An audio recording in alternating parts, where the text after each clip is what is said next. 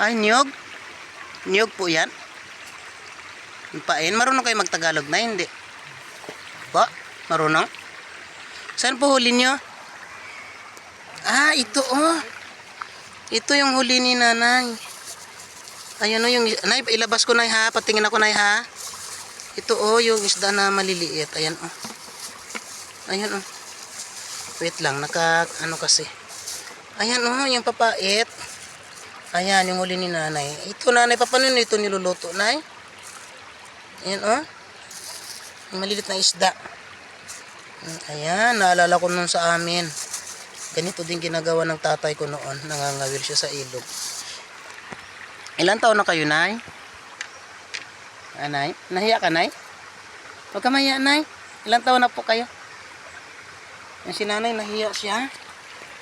Yan, ito yung kumbaga pinakaulam nila ito. O yan, ginagawa nilang paksyo siguro to, yung isdang ganyan.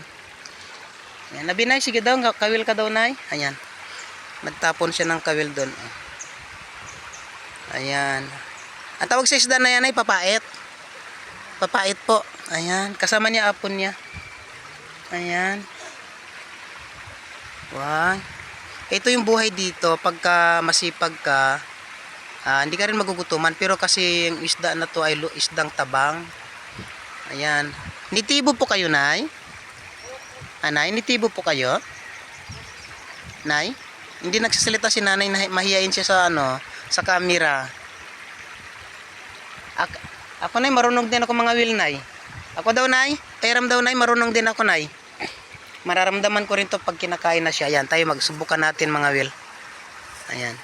Nakahuli na siya, mga ilang piraso yung huli niya. Tara tayo, subukan natin doon sa malalim-lalim. Doon, ayan. Doon. Ayan.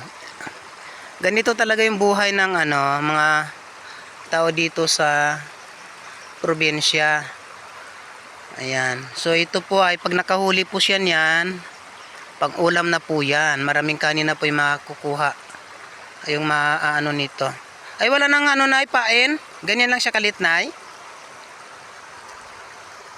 Subukan natin. Baka sakaling makahuli tayo. Ay doon sa taas na marami na eh. Doon banda sa taas may maraming isda.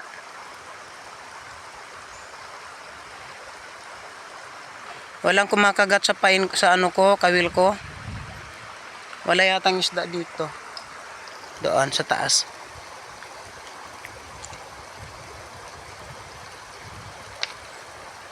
Wala Ayaw kumain ng isda sa pain ko Ayan. Nanay, araw-araw ka nangangawil dito, nanay? Araw-araw? Araw-araw ka nangangawil, nanay? Ba't hindi ka nalang magbili ng isda, nay? Anay? Ba't hindi ka nalang magbili ng isda? Walang pambili? Ate, marunong kang magtagalog, ate? Ha? Ala, nagsabit sa bato. Sumabit? Sumabit sa bato. Ayan yung buhay yung dito ng mga nitibo para magkaroon sila ng ulam. Ganyan po yung ginagawa. Nangangawil. Ayan, sana makahuli si nanay para makita natin. Ayan. Ayan, yung yan ginagawa nila dito para magkaroon sila ng pang-ulam-ulam.